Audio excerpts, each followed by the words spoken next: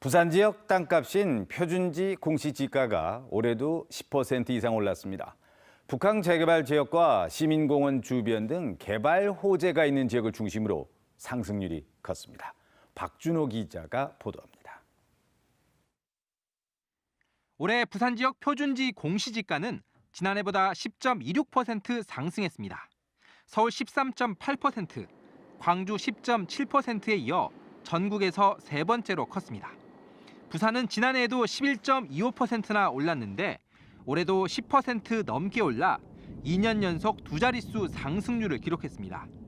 자치구별로는 북항 재개발이 진행 중인 중구가 17.18% 올라 전국 기초단체 가운데 상승률 4위에 올랐습니다.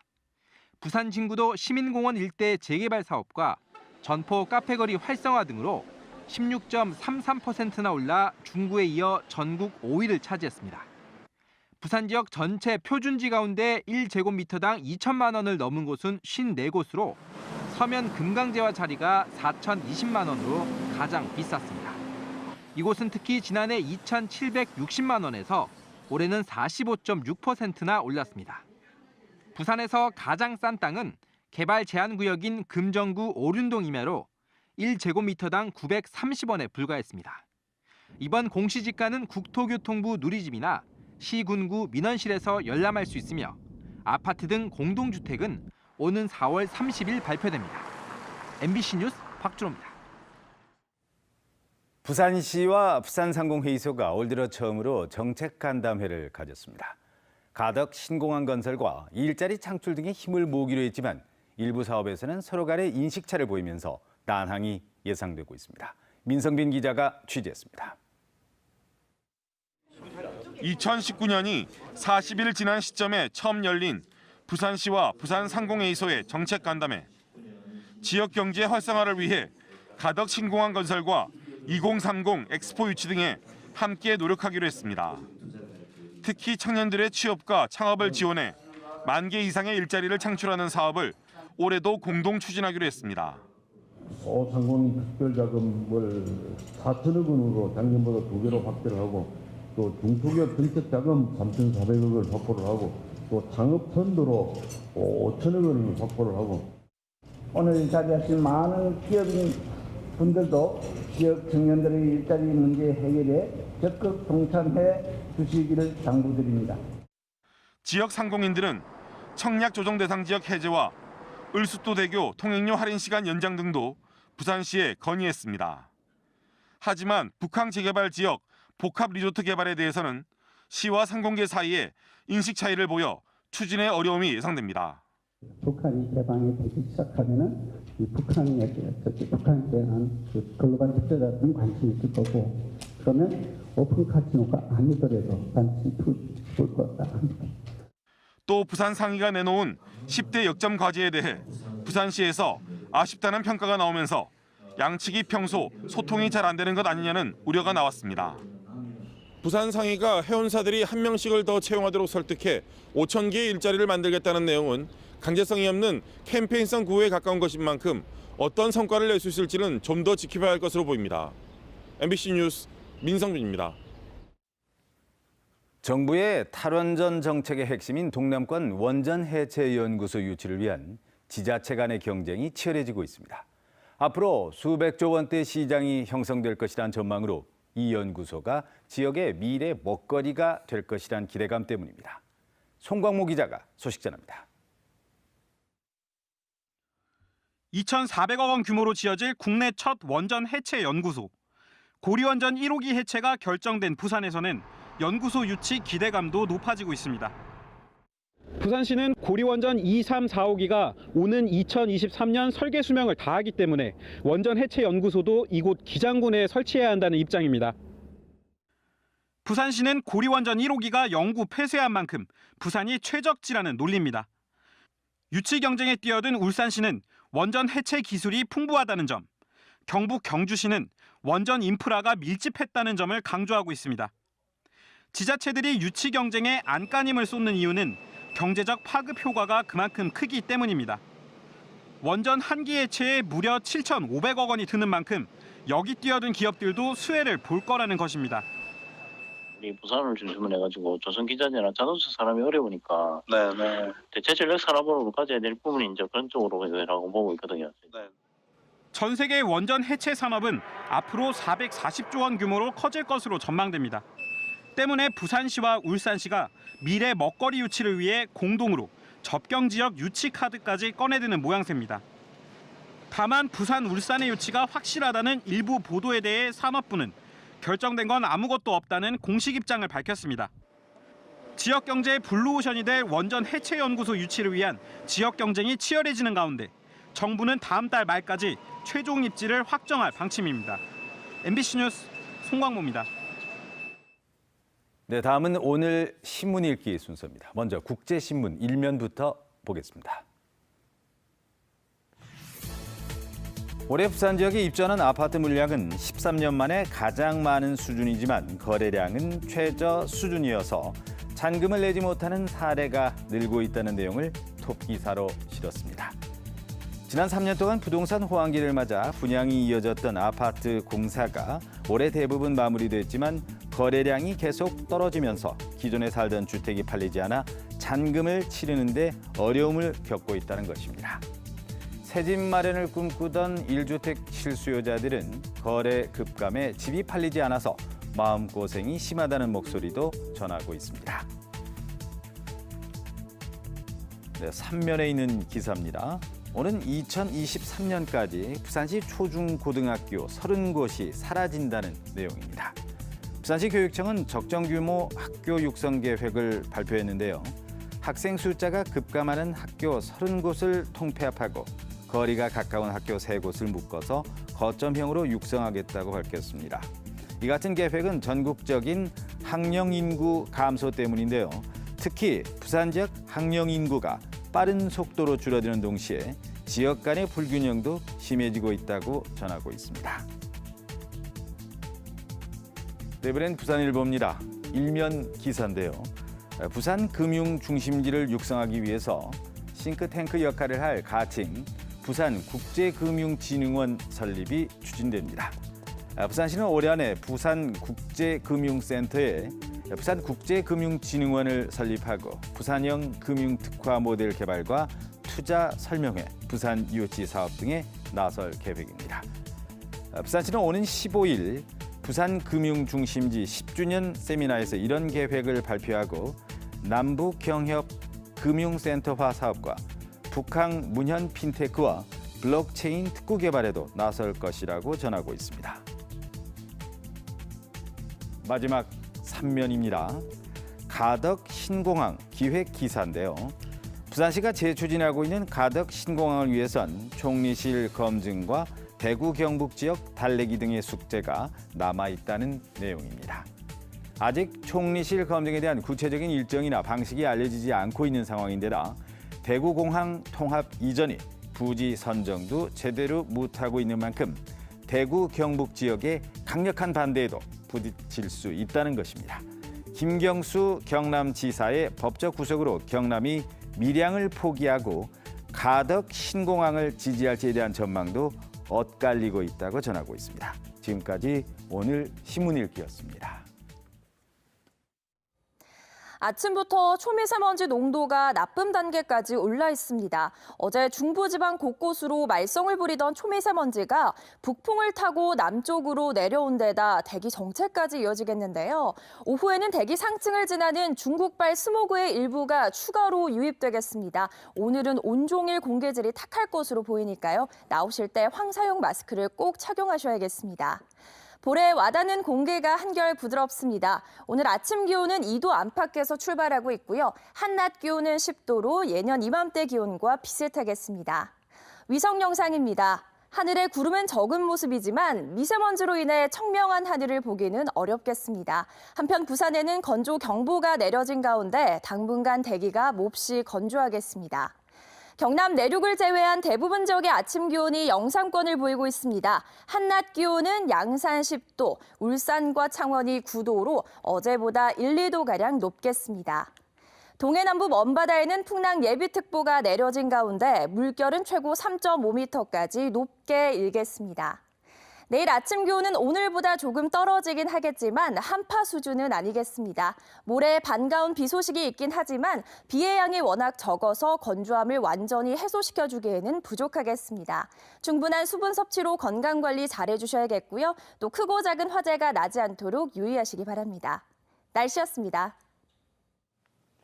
다음은 오늘 부산에서 열릴 주요 행사들 정리했습니다. 투데이 부산입니다.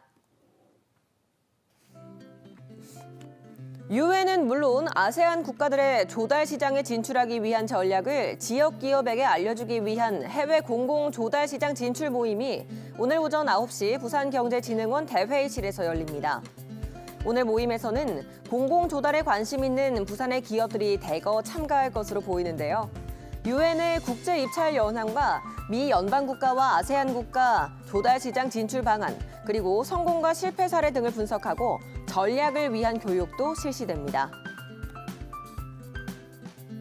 제2기 기술신용보증기금 청년기술평가 체험단 발대식이 오늘 오후 1시 반 남구 문현동 기보대강당에서 개최됩니다.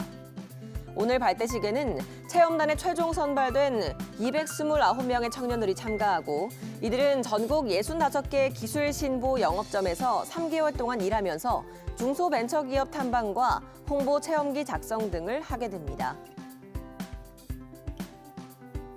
올해 초등학교에 입학할 학부모를 대상으로 준비된 학부모 되기를 위한 교육 행사가 오늘 오전 10시 동구 초량동 드림스타트 1층에서 열립니다. 오늘 행사에서는 전문 강사들을 초빙해 부모의 역할을 정립할 수 있는 기회를 제공하고 초등학교 교과 과정의 변화된 내용 등에 대한 이해를 돕기 위한 교육도 펼쳐집니다. 올 한 해 농사가 풍년을 이루기를 기원하는 행사가 오늘 오전 11시 강서구 중림동에 있는 육묘장에서 열립니다. 오늘 행사에는 농업인 단체 대표와 농부 등 120여 명이 참가하고 풍년을 기원하는 제례와 함께 가락 오광대 공연 등도 선보입니다. 지금까지 투데이 부산이었습니다. 사상공업지역 재생사업지구의 녹지율 짜맞추기 의혹 어제 보도해드렸죠. 그런데 이번에는 관련 조례가 시행되기도 전에 부산시가 녹지율을 대폭 낮춰서 재생사업지구 지정안을 미리 통과시킨 사실이 취재 결과 확인됐습니다. 조재형 기자입니다. 사상공업지역 재생사업지구입니다. 부산시는 방제시설인 엄궁유수지를 엉뚱하게 녹지로 계산해 녹지율 기준 5.1%를 겨우 맞춘 뒤 재생사업지구 지정안을 통과시켰습니다. 지정안 통과를 위해 녹지율을 짜맞춘 의혹입니다. 여기에다 시행도 안 된 관련 조례를 끌어와 녹지율을 대폭 낮춰 지정안을 통과시킨 사실이 취재 결과 확인됐습니다. 원래 사상공업지역 재생사업지구는 최소 10%의 녹지율을 확보해야 하지만 부산시 조례로 정할 경우 그 절반인 5.1%, 대폭 완화된 녹지율을 적용받습니다. 그런데 녹지율 완화를 명시한 부산시 조례가 재생사업지구 지정 당시엔 없었다는 겁니다. 재생사업지구 지정안이 통과된 시점은 2015년 3월 18일. 녹지율을 낮춘 원안 그대로 통과됐습니다. 그런데 녹지율을 완화한 부산시 조례는 이틀 뒤에 시의회를 통과했고 14일 뒤인 4월 1일 시행에 들어갔습니다. 쉽게 말해 적법한 근거도 없이 녹지율을 낮춘 지정안을 미리 통과시키는 위법적인 무리수를 둔 겁니다.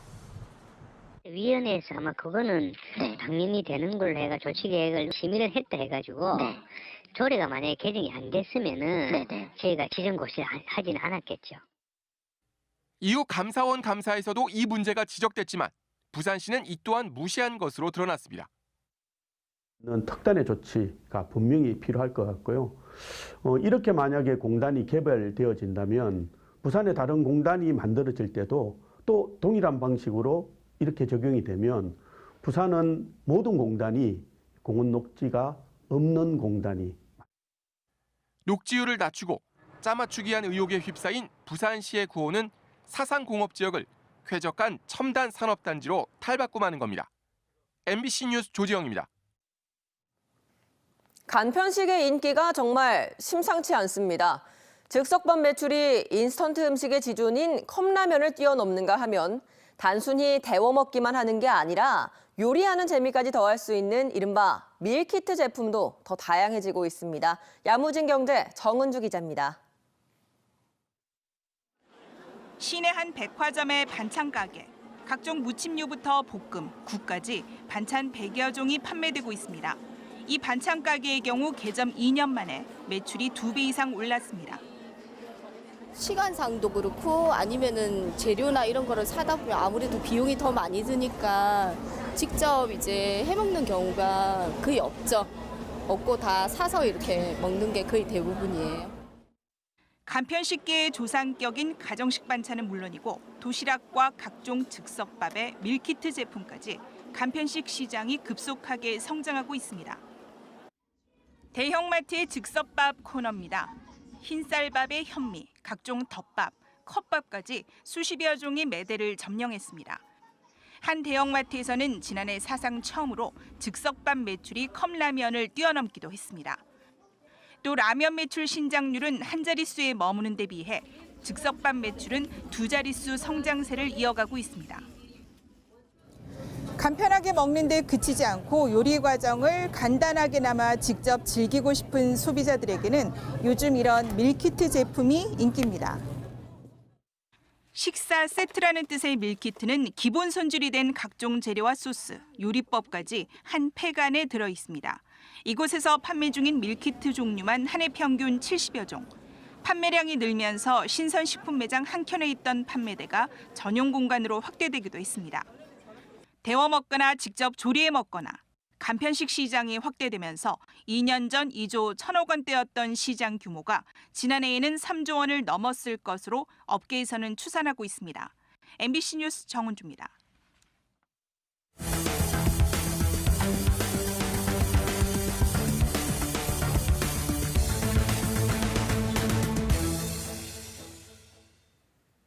만취 상태로 차를 몰다가 윤창호 씨를 지어 숨지게 한 음주운전자에 대한 1심 선고 공판이 오늘 열립니다.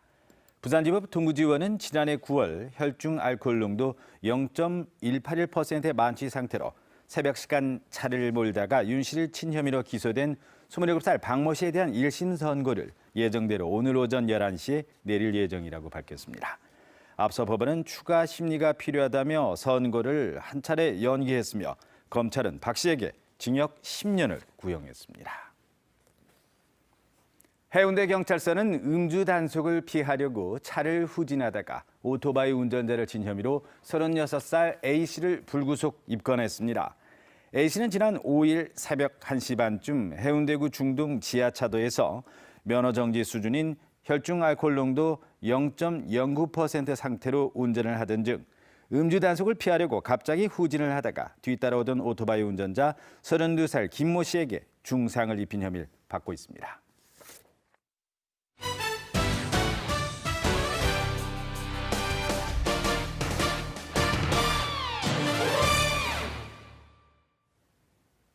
고교 축구의 최강자를 가리는 제50회 부산 MBC 전국 고교 축구대회 첫날 부산 지역 참가팀들이 불안한 출발을 보였습니다. 어제 양산 종합운동장 보조구장에서 열린 개막전에선 부산 정보고등학교가 경북 영문고에게 1대2로 아깝게 패했고 동네 고등학교도 경남 김해FC에게 1대2로 졌습니다. 개성고등학교는 경남 범어고등학교를 4대1로 완벽하게 꺾으면서 우승 후보다운 면모를 보여줬습니다. 대회 2일차인 오늘은 부경고등학교와 경남공고가 각각 경기 초지고등학교와 대구 가창FC를 만나서 예선 첫 경기를 치릅니다. 프로축구 K리그2 부산 아이파크가 1차 전지훈련을 마치고 부산에서 올 시즌을 향한 담금질을 시작합니다. 부산은 제주 서귀포에서 1차 전지훈련을 마치고 돌아온 뒤 날씨와 동선을 고려해 남해와 통영으로 예정된 2차 전지훈련 일정을 바꿔 부산에서 이번 시즌을 준비한다고 밝혔습니다. 부산은 다음 달 2일 오후 3시 구덕운동장에서 안양과 2019 K리그2 홈 개막전을 갖습니다. 부산시 공기업과 출자 출연기관 임원의 높은 연봉에 대한 논란이 일면서 시의회가 임금 상한선을 두는 조례 제정을 추진합니다. 부산시의회 김문기 의원은 부산시 공사공단 6곳과 출자 출연기관 19곳의 기관장 임원 보수의 상한선을 정하는 조례안을 다음 달 상정할 예정이라고 밝혔습니다. 현재 준비 중인 조례안은 지역 공공기관 임원 보수를 최저임금제와 연계하고 기관장은 최저임금 7배, 임원은 최저임금 6배로 각각 제한하는 겁니다. 한편 지난해 기준 부산교통공사 사장 연봉은 1억 5,940여만 원, 도시공사 사장이 1억 4,530여만 원, 관광공사 사장 1억 360여만 원 등으로 전국 지방공사 공단 기관장의 평균 연봉 9,380만 원보다 높은 것으로 나타났습니다. BNK금융그룹은 지난해 당기순이익이 5,021억 원을 기록했다고 밝혔습니다. 이는 전년도 4,031억 원보다 990억 원, 24.6% 증가한 수치입니다. 또 이자이익은 전년보다 629억 원, 2.79% 증가한 2조 3천여억 원, 수수료 부문 이익은 전년 대비 27.74% 는 2,040억 원으로 핵심 이익이 큰 폭으로 증가했다고 BNK 측은 밝혔습니다. 특히 부산은행의 당기순이익은 3,400여억 원으로 전년 대비 1,400여억 원 증가한 실적을 보였습니다. 해양 레저 산업의 발전을 위한 사단법인 한국해양레저네트워크 2019년 정기총회와 국제해양레저위크 조직위원회 발대식이 어제 해운대 웨스틴 조선호텔에서 열렸습니다. 이번 정기총회에는 국내 해양레저 활성화를 위한 용역보고회와 올해 사업계획 발표 등 다양한 해양레저 산업의 발전 방안이 논의됐습니다. 한국해양대와 부산해사고 학생들이 해운 인력의 양성을 위해 승선근무 예비역 유지를 주장하고 나섰습니다. 학생들은 공동호소문을 통해 선원직 기피 현상이 심각한 상황에서 승선근무 예비역이 배지되거나 축소되면 우수 인력들이 유출돼 해운수산업의 기반이 무너질 수 있다고 주장했습니다. 학생들은 오늘 세종 정부종합청사에서 예비역 유지를 위한 집회를 열 예정입니다. 부산에 있는 상당수 고시원이 화재에 취약한 것으로 나타났습니다. 부산소방재난본부는 지난해 11월 19일부터 고시원 340곳에 화재 안전 특별조사를 벌여 전체의 70%인 239곳을 적발했다고 밝혔습니다. 위반 건수는 모두 1,911건으로 소방 관련이 58%로 가장 많았고 전기와 건축, 가스가 그 뒤를 이었습니다. 이들 고시원은 화재 감지기 미설치, 피난 유도선 불량, 완강기 위치 부적정 등으로 적발됐습니다. 현재 초미세먼지 농도가 나쁨 단계까지 올라 있습니다. 어제 중부지방 곳곳으로 말썽을 부리던 초미세먼지가 북풍을 타고 남쪽으로 내려온 데다 대기 정체까지 이어지겠는데요. 오후에는 대기 상층을 지나는 중국발 스모그의 일부가 추가로 유입되겠습니다. 오늘은 온종일 공기질이 탁할 것으로 보이니까요. 나오실 때 황사용 마스크를 꼭 착용하셔야겠습니다.